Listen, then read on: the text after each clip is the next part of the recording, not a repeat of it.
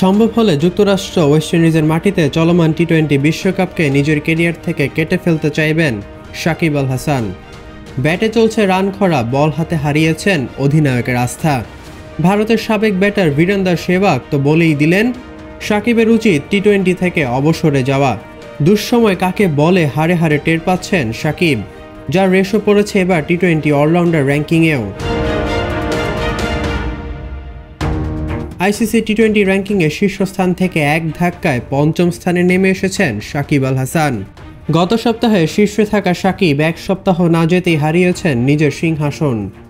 তবে দীর্ঘ সময় সীমিত ওভারের ক্রিকেটে অলরাউন্ডারদের র্যাঙ্কিংয়ে একক রাজত্ব ছিল সাকিব আল হাসানের। এরপর বেছে বেছে ম্যাচ খেলাও সম্প্রতি ব্যাটে বলে ছন্দে না থাকার কারণেই সাকিবের এমন অবনতি।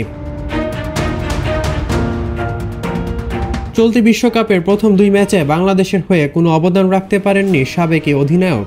4 ওভার বল করলেও 36 রানে ছিলেন উইকেট শূন্য। ব্যাট হাতে করেছেন মোটে 11 রান। এর মধ্যে দক্ষিণ আফ্রিকার বিপক্ষে হাত ঘুরাতে পেরেছেন কেবল 1 ওভার। তাই স্বাভাবিকভাবে র্যাঙ্কিংয়ে তাকে বড় মাসুল গুনতে হলো। সাকিবের সিংহাসন হারানোর সুযোগে 231 রেটিং পয়েন্ট নিয়ে টি-20 ক্রিকেটের সেরা অলরাউন্ডারের মুকুট লুফে নিয়েছেন আফগানিস্তানের মোহাম্মদ নবী। একই সুযোগ কাজে লাগিয়েছেন অজি অলরাউন্ডার মার্কাস স্টয়নিস। 3 ধাপ এগিয়ে 225 রেটিং পয়েন্ট নিয়ে অলরাউন্ডারদের র্যাঙ্কিংয়ে 2-এ আছেন স্টয়নিস। চলতি টি-20 বিশ্বকাপে বাজে সময় পার করা শ্রীলঙ্কার জন্য আরও একটি দুঃসংবাদ নিয়ে হাজির হয়েছেন দলটির leg spinner Wanindu Hasaranga. Allrounder র্যাঙ্কিংয়ে 1 ধাপ পিছিয়ে 3-এ নেমে গেছেন এই লঙ্কান লেগি।